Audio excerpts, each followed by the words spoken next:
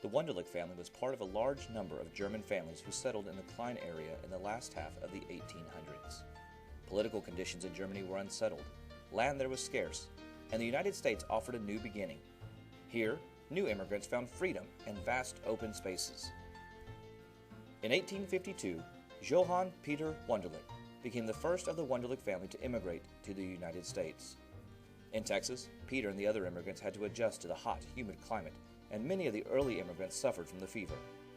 Peter Wunderlich married Marie Catherine Hophius, and the couple rented land and a room from Jacob Tice as they began farming. Peter and Catherine had 6 children. The last son, also named Peter, was born 2 months after his dad died in an unfortunate accident. In 1891, Peter married Sophia Krimmel, whose family had come to the Klein area in 1846. Peter and Sophie built the Wunderlich farmhouse when they were married.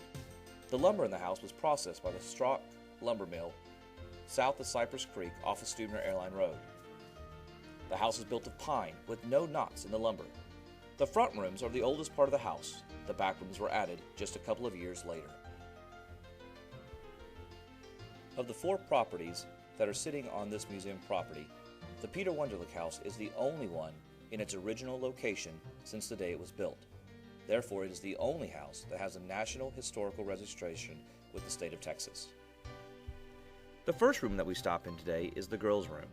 Peter and Sophie Wunderlich had 12 children, 6 boys and 6 girls. Large families were not unusual in those days. Since large families provided a large number of workers on the farm, 4 of the Wunderlich children, however, died before reaching adulthood. 3 of the girls actually died before reaching the age of 3, so there were never more than 3 girls in this room at any given time. If you notice the lumber on the wall, made out of pine with no knots, the pieces are long and continuous. You simply can't buy wood pieces this long anymore. Very little of the furniture was actually in this room when the Wunderlichs lived here. Most of the furniture has been donated from different Klein area families. The iron frame bed was popular at the turn of the century because it could be washed easily. Lots of soot in the winter from wood-burning stoves made cleaning necessary. 2 pieces of furniture to make note of are the doll and the doll bed on wheels made by Carl Howdy for his grandchildren. The doll's asleep inside. Her name is Dimples. The large baby bed over in the corner is from the 1920s. It was used by the Hildebrands, the Howdys, and the Wunderlichs. The rocking chair in the center was actually given to Leona at age 5 by her father Peter. He got the doll and the chair at the train station on Luetta. Leona handmade that dress for the doll when she was 9 years old. If you notice at the foot of the bed, the small chamber pot. Since this house had no plumbing or running water until after the 1930s, that meant that there were no toilets in the house either. Children would either have to go outside to the outhouse, or during the night they could use the chamber pot. It would be the boys' job to empty the chamber pot every morning.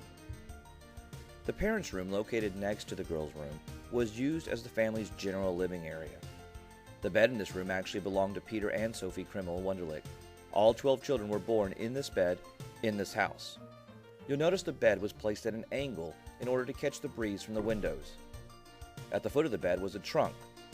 Many of the immigrant families from Germany often had one trunk that they would bring to America with them. It would have to be packed very carefully because most families realized that they would never again return to Germany. The wood stove located over in the corner of the room was the only heat for the parents' room and the girls' room. In the summertime, the stove was taken apart and stored underneath the stairs going up into the attic. The high boy, or the high narrow chest of drawers, actually belonged to the Howdy family in 1915. The man's shaving stand and mirror on top of the dresser belonged to the Tice family. You'll notice the kerosene lamps. These were the best source of light in the days before electricity. A cotton wick was slowly lowered into the liquid kerosene in the middle of the lamp. The glass chimney around the top of the wick would prevent the wind from blowing the flame out. Originally, this house consisted of only 4 rooms, and before extra rooms were added, this room was the kitchen. After a kitchen, dining room, and a pantry were added, this room became the family room. As a museum and learning center, this room now features items connected with making cloth and needlework. This room would never have looked like this when a family lived in the house. The loom in front of you was made by the Union Loom Works in the 1920s and was designed to weave rag rugs, not cloth, but the basic process remains the same for both.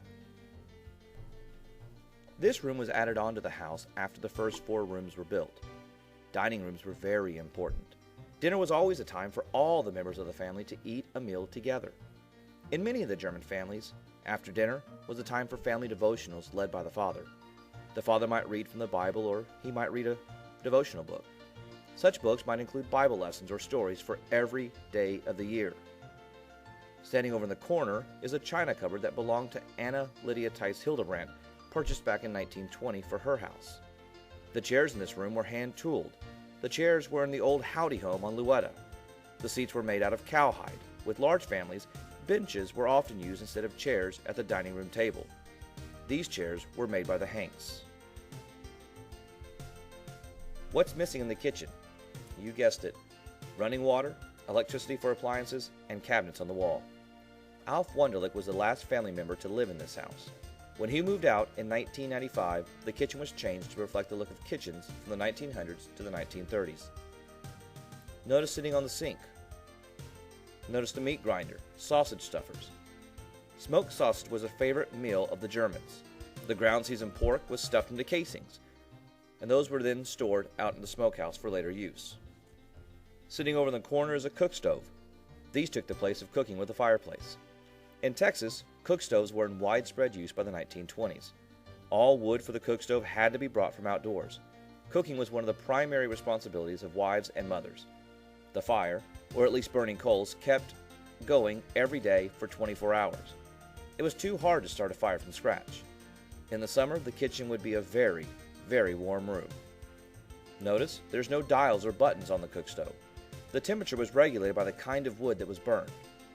The oven was ready for bread when you could keep your hand near the oven door and still count to 20 and no longer. Mama's hand counting to 20 would be the dial. If the stove was not hot enough, add more wood. Too hot? Cool down by stirring the wood.